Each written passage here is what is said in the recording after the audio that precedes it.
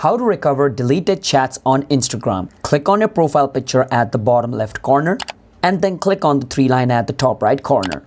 You want to scroll all the way down until you see your activity and click on it.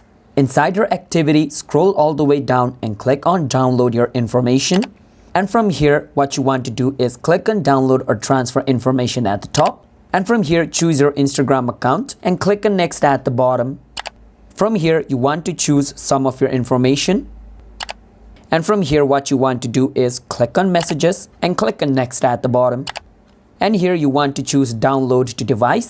And from here, you want to choose the type of format, media quality you want, and choose the date range. So you can choose all from the time you created your account or of last year, but you can customize it according to your wish and click on create file at the bottom. Now over here, it's going to show you this in progress. So you need to wait for 1 hour or sometimes 24 or 2 days, depends on how much message you have to download. So you can wait for that. But if you don't want to wait, you can just click on done, close your Instagram and come back after 1 day and click on download your information at the bottom inside your settings, inside your activity. And the download will be available over here if it is okay. And you can just click on download. Once it's downloaded, you can open and check your messages. Subscribe to our channel for more videos like this.